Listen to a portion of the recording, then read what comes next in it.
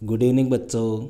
देखो बच्चों, आज की अपनी जो क्लास है इसमें चर्चा करेंगे अपने बोर्ड एग्ज़ाम 2024 के लिए जो अपनी पॉलिटिकल साइंस की फर्स्ट बुक है। इस फर्स्ट बुक का अपने जो छठवां चैप्टर है पर्यावरण और प्राकृतिक संसाधन, इस चैप्टर के अपने उन क्वेश्चनों की बात करेंगे जो बोर्ड परीक्षा की दृष्टि से काफ़ी महत्वपूर्ण है।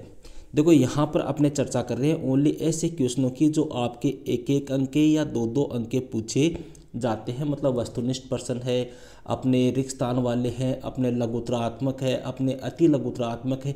ऐसे क्वेश्चनों की अपने चर्चा कर रहे हैं। जो बड़े क्वेश्चन है, जो निबंधात्मक क्वेश्चन है, उनकी चर्चा अपने अलग से एक वीडियो के माध्यम से करेंगे। देखो आपको सबको पता है, कल मैंने वीडियो भी डाला था कि अपनी बोर्ड की जो एग्ज़ाम है वो लगभग 29 फरवरी से स्टार्ट होने जा रही है। 99% चांस ये है कि 29 फरवरी से आपकी एग्ज़ाम स्टार्ट होने वाली है। कल ही मैंने इसके बारे में एक वीडियो डाला है। अजमेर से अपने माध्यमिक शिक्षा बोर्ड के द्वारा ये सूचना प्रकाशित हुई है कि 29 फरवरी से कक्षा 10 और 12 की बोर्ड एग्ज़ाम स्टार्ट होगी। कई बच्चे पूछ रहे हैं गुरुजी 15 फरवरी से क्या है, हमने तो 15 फरवरी सुना है। तो 15 फरवरी से भैया अपने नहीं है, 15 फरवरी से जो CBSE बोर्ड के बच्चे हैं उनके एग्ज़ाम है। RBSE बोर्ड की जो एग्ज़ाम है वो 29 फरवरी से है। ओके, तो अब स्टार्ट करते हैं भैया अपने सबसे पहले क्वेश्चन नंबर 1। देखो पहला क्वेश्चन है भैया, पृथ्वी सम्मेलन हुआ था। देखो पृथ्वी सम्मेलन कब हुआ, अब यहाँ पे चारों ऑप्शन देखना। अब देखो यहाँ पे बच्चे क्या करते हैं, 90% बच्चे एक गलती कर देते हैं। ब्राज़ील देख लिया, ब्राज़ील के ऊपर टिक लगा दिया कि सर मैंने तो सही करके आया हूँ, पृथ्वी सम्मेलन ब्राज़ील में हुआ था। ब्राज़ील में हुआ था, लेकिन भैया यहाँ पे ऑप्शन देखो अपने, यहाँ पे तीसरा जो ऑप्शन है वो है रियो डी जेनेरिया। तो अपने ब्राज़ील में तो हुआ था, लेकिन ब्राज़ील के कौन से शहर में हुआ था, रियो डी जेनेरिया में हुआ था। तो यहाँ पे अगर रियो डी जेनेरिया दिया हुआ है तो अपना जो सही आंसर होगा वो कौन सा होगा, रियो डी जेनेरिया होगा। देखो ये है क्या, पर्यावरण संरक्षण के लिए एक प्रकार से यह सम्मेलन हुआ था 1992 में, ठीक है। और ब्राज़ील के एक शहर कौन सा है, अपने रियो डी जेनेरिया, इस शहर में ये सम्मेलन हुआ था। और इस सम्मेलन में भैया लगभग 170 देशों के प्रतिनिधियों ने क्या लिया था, भाग लिया था, या अपने कहे कि हिस्सा लिया था। विश्व स्तर का एक सम्मेलन था, ठीक है। थोड़ा सा इसको अपने ध्यान रखना है। और इसके जो प्रस्ताव थे उनको अपने एजेंडा 21 के नाम से जाना जाता है। सेकंड क्वेश्चन की बात करते हैं भैया। सेकंड क्वेश्चन है, अपने भारत ने पेरिस जलवायु समझौते का अनुमोदन कब किया। अब देखो पेरिस जलवायु समझौता लगभग अपने बच्चों को ध्यान है कि सर ये 2016 में हुआ था। पेरिस जलवायु समझौता कब हुआ था, भारत ने कब अनुमोदन किया था, 2016 में, ठीक है। अब लेकिन यहाँ पर मैंने देखो पहला और दूसरा ऑप्शन तो है ही नहीं, अब इन दोनों में से है। अब यहाँ पे कंफ्यूज ये हो रही है कि सर 2 अक्टूबर है या 10 दिसंबर है।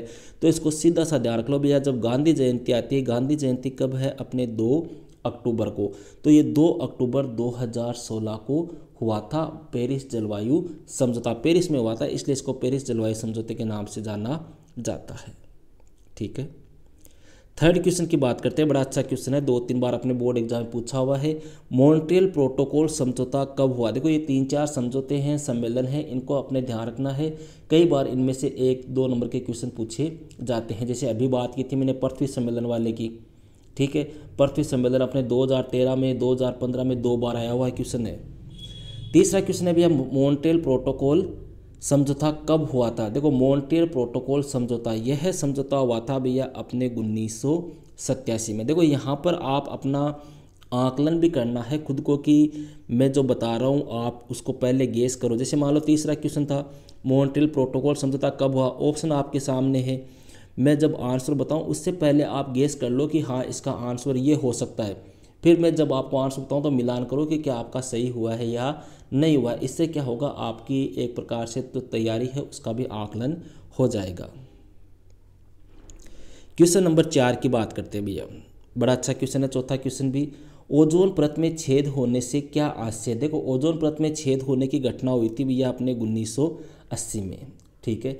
अपने धरती का जो ऊपरी वायुमंडल है भैया उसमें क्या है, ओजोन गैस की मात्रा में एक प्रकार से लगातार क्या हो रही थी, कमी हो रही थी। मतलब ओजोन गैस में क्या होना, कमी होना वही क्या कहलाता है, ओजोन परत में छेद होना। सीधा सा याद रख लो, धरती के ऊपरी वायुमंडल में ओजोन गैस की मात्रा में लगातार कमी होना या गिरावट आना वही क्या है, ओजोन परत में छेद होना। पांचवा क्वेश्चन, क्लब ऑफ रोम ने 1972 में कौन सी पुस्तक प्रकाशित की थी? भैया क्लब ऑफ रोम ने 1972 में जो पुस्तक प्रकाशित की थी उसका नाम था limits to growth. Limits to growth, ठीक है। छठवें क्वेश्चन की बात करते हैं, ये भी कई बार आता है भैया। यूएनईपी क्या है, इसका पूरा नाम बताइए। देखो यूएनईपी इसका पूरा नाम क्या है, पहले तो आप ये देखो, हिंदी में इसका पूरा नाम है भैया संयुक्त राष्ट्र संघ पर्यावरण कार्यक्रम। संयुक्त राष्ट्र संघ पर्यावरण कार्यक्रम ये है क्या, यह पर्यावरण से जुड़ा हुआ एक अंतर्राष्ट्रीय संगठन है, ठीक है। किससे जुड़ा हुआ है, पर्यावरण से जुड़ा हुआ एक अंतर्राष्ट्रीय संगठन है। हिंदी में इसका पूरा नाम है संयुक्त राष्ट्र संघ पर्यावरण कार्यक्रम। अंग्रेजी में बात करें तो United Nations environment programme, okay. सातवां क्वेश्चन देखो, सातवें और आठवें क्वेश्चन को अच्छी तरह से समझना है। दोनों क्वेश्चनों में से एक क्वेश्चन जो है वो लगभग पूछा जाता है। सातवां क्वेश्चन और आठवां क्वेश्चन देखो, सातवां क्या है, साझी संपदा क्या है, और आठवां है वैश्विक संपदा क्या है। दोनों को समझाता हूँ आपको। जब मैंने पढ़ाया था तब भी इस टॉपिक को बड़ी अच्छी तरह से बहुत ही सरल और आसान भाषा में आपको समझाया हुआ है। देखो साझी संपदा क्या होती है। साझी संपदा की बात करें भैया, जैसे अपने घर मान लो अपना कोई संयुक्त परिवार है, ठीक है। उस संयुक्त परिवार में जैसे मान लो कोई चूल्हा हो गया, उस चूल्हे पे क्या करते हैं, सारे परिवार के खाना एक ही जगह बनता है वहाँ पे, ठीक है। इसके अलावा मान लो अपने गांव में कोई चारागाह है, ठीक है। गांव में कोई खेल का मैदान है, गांव में कोई नदी है, गांव में कोई तालाब है, गांव में कोई विद्यालय है, ठीक है। तो ये क्या है भैया, साझी संपदा है। अब बात आती है गुरुजी परिभाषा क्या देंगे। साझी संपदा का मतलब हो गया भैया जिसके ऊपर किसी एक का अधिकार न होके संपूर्ण समुदाय का अधिकार होता है, ठीक है। संपूर्ण समुदाय का अधिकार होता है, जिसके ऊपर मतलब किसी एक ही व्यक्ति का अधिकार नहीं होता, संपूर्ण समुदाय का अधिकार होता है, उसे कहते हैं साझी संपदा, ठीक है। उदाहरण जैसे अपने संयुक्त परिवार का चूल्हा हो गया, चारागाह हो गया, कोई खेल का मैदान हो गया, कोई नदी हो गई, कोई तालाब हो गया, कोई गार्डन हो गया, ठीक है। ये कैसे हैं, साझी संपदा के उदाहरण है।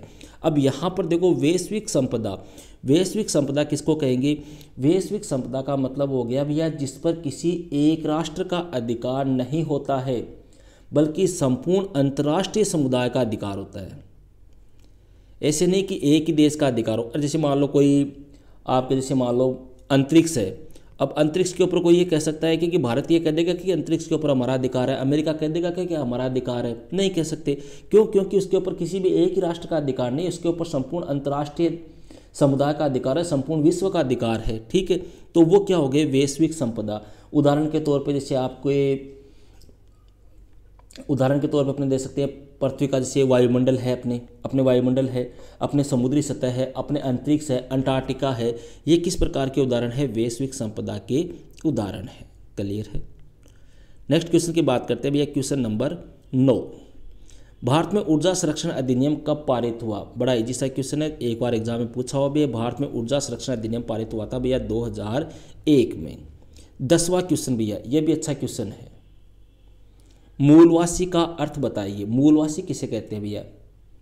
देखो सीधा सा ध्यान रखो, मूलवासी का मतलब है जो जंगलों में निवास करते हैं, वन क्षेत्र में या वन प्रदेश में रहते हैं, ठीक है। और कब से, एक काफ़ी लंबे समय से, बहुत प्राचीन समय से, या अपने कहे देखो परिभाषा के तौर पे आपको मैं बताऊं, परिभाषा के तौर पे अपने कह सकते हैं कि जनता का वह भाग जो किसी वन प्रदेश या अन्य भूभाग में आदिकाल से, आदिकाल का मतलब बहुत प्राचीन समय से निवास करते चले आ रहे हैं, वह क्या कहलाएंगे? मूलवासी कहेंगे, ठीक है। यह है मूलवासी की परिभाषा। अब कई बार पूछते हैं भैया भारत में मूलवासी किनको कहते हैं? देखो भारत में मूलवासी कहा जाता है भैया अनुसूचित जनजाति के जो लोग होते हैं, अनुसूचित जनजाति मतलब अपने एसटी, एक तो होती है एससी, एक होती है एसटी, मतलब अनुसूचित जनजाति के लोग, या अपने जो दूसरी भाषा में कहे कि जो आदिवासी लोग होते हैं ना, उनको भारत में मूलवासी कहते हैं। क्लियर है। और कई बार पूछते हैं कि मूलवासी की पहली परिभाषा किसने दी थी, तो मूलवासी की भैया पहली परिभाषा 1982 ईस्वी में संयुक्त राष्ट्र संघ ने दी थी। इसने कहा था कि मूलवासी वे लोग हैं जिनके वंशज जो है किसी देश में बहुत लंबे समय से निवास करते आ रहे हैं। क्लियर है। देखो 11वां क्वेश्चन बड़ा अच्छा क्वेश्चन है, ये भी 1-2 बार एग्जाम में आया हुआ है कि अपने शायद ये 2016 में जो बोर्ड एग्जाम हुई थी उसमें ये क्वेश्चन आया था कि ओजोन परत में छेद होने से पारिस्थितिक तंत्र पर क्या प्रभाव पड़ेगा। भैया ओजोन परत में छेद हो गया मतलब ओजोन गैस में क्या हो गया, लगातार कमी हो गई, वही क्या कहलाता है, ओजोन परत में छेद होना। अब उससे पारिस्थितिक तंत्र है, अपना जो पर्यावरण है उसके ऊपर क्या प्रभाव पड़ेगा। सीधी सी बात है भैया, इससे क्या होगा, अपने खतरनाक बीमारियाँ फैलेगी। जो पराबैंगनी किरणें होती है वो पराबैंगनी किरणें कहाँ आएगी, धरातल पर आएगी, और धरातल पर आने से यहाँ पर अपने खतरनाक या जानलेवा बीमारियाँ फैलेगी। इसके अलावा यह ग्लोबल वार्मिंग बढ़ेगी, अर्थात वैश्विक तापवृद्धि बढ़ेगी।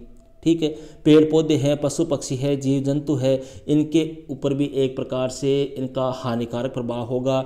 इनका भी एक प्रकार से अपने कहे कि इनकी अकाल मृत्यु होगी। इस प्रकार के प्रभाव जो है वो किसके पड़ेंगे, पारिस्थितिक तंत्र पर पढ़ेंगे। नेक्स्ट क्वेश्चन की बात करते हैं भैया 12वां क्वेश्चन। देखो ये क्वेश्चन मैंने इसलिए दिया है क्योंकि क्वेश्चन एक बार पूछा हुआ है अपने माध्यमिक शिक्षा बोर्ड में ही 2016 में कि फिलीपींस के कोर्डिलेरा क्षेत्र में कितने मूलवासी लोग रहते हैं। फिलीपींस का जो कोर्डिलेरा क्षेत्र है भैया वहाँ पे 20 लाख मूलवासी लोग रहते हैं। ठीक है, नेक्स्ट क्वेश्चन है भैया वर्ल्ड काउंसिल, ये थोड़ा सा मिसप्रिंट हो गया, world council of indigenous people का गठन कब हुआ। World council of indigenous people, देखो इसका गठन हुआ था भैया 1975 में, 1975 में।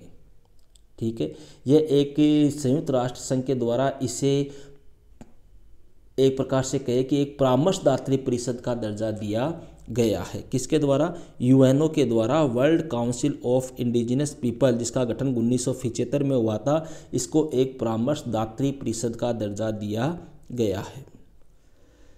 14वें क्वेश्चन की बात करते हैं। 14वां क्वेश्चन भी अच्छा क्वेश्चन है भैया, ऐसा का ऐसा बोर्ड एग्जाम में पूछा हुआ है कि आप एक पर्यावरण आंदोलन के स्वयं सेवक के रूप में किन कदमों को उठाना पसंद करेंगे। ये क्वेश्चन आया था भैया 2013 में कि आप पर्यावरण आंदोलन के स्वयं सेवक हैं। अब पर्यावरण को बचाने के लिए आप किन किन कदमों को उठाना पसंद करेंगे, आप क्या करेंगे। तो भैया अपने क्या कर सकते हैं, अपने ज़्यादा से ज़्यादा वनों की कटाई पर रोक लगाएंगे, अधिक से अधिक पेड़ पौधे लगाएंगे, पृथ्वी में मौजूद जो खनिज पदार्थ है, संसाधन है, उनकी रक्षा करेंगे, पर्यावरण संरक्षण को बढ़ावा देंगे, लोगों को जागरूक करेंगे, लोगों में एक प्रकार से सामाजिक जन चेतना जागृत करेंगे, लोगों को पर्यावरण के प्रति होने वाले हानिकारक प्रभाव के बारे में बताएंगे, लोगों को पर्यावरण के बारे में एक प्रकार से सजग करेंगे। ठीक है, इस प्रकार के कदम जो है उठाना पसंद करेंगे। अंतिम क्वेश्चन है भैया 15वां क्वेश्चन, रियो सम्मेलन के कोई 2 परिणाम बताइए। रियो सम्मेलन अभी मैंने आपको बताया था, ये क्वेश्चन भैया अपने 2017 में पूछा हुआ है। रियो सम्मेलन अभी अपने चर्चा की थी, ब्राज़ील के रियो डी जेनेरिया शहर में 1992 ईस्वी में हुआ था। ठीक है, इसके परिणाम क्या निकले, देखो इस सम्मेलन में भैया अपने जलवायु परिवर्तन है, जैव विविधता है, या अपने वानिकी है, इसके संबंध में कुछ नियम निर्धारित हुए, पहली बात। दूसरी बात अपने कह सकते हैं कि इस सम्मेलन में इस बात पर सहमति बनी कि आर्थिक विकास का जो तरीका है वो इस प्रकार का होना चाहिए कि जिससे पर्यावरण को किसी प्रकार का कोई नुकसान नहीं हो, मतलब पर्यावरण को नुकसान पहुंचाए बिना हमें आर्थिक विकास करना है। और ऐसा आर्थिक विकास जो है वो क्या कहलाता है, टिकाऊ विकास कहलाता है। ये भी ध्यान रखना, कई बार बोले थे टिकाऊ विकास किसे कहते हैं, ऐसा विकास जिससे पर्यावरण को किसी प्रकार का कोई नुकसान ना हो। क्लियर है। तो ये थे भैया अपने पॉलिटिकल साइंस की जो फर्स्ट बुक है समकालीन विश्व में राजनीति। इस बुक का अपने जो 6वां चैप्टर है पर्यावरण और प्राकृतिक संसाधन, इस चैप्टर के बोर्ड परीक्षा की दृष्टि से बनने वाले छोटे मोस्ट क्वेश्चन या MCQ। ओके, पिछले 5 चैप्टर के मैं आपको बता चुका हूँ। नेक्स्ट वीडियो में बात करेंगे अपने नेक्स्ट चैप्टर की। ओके भैया, दैट्स ऑल।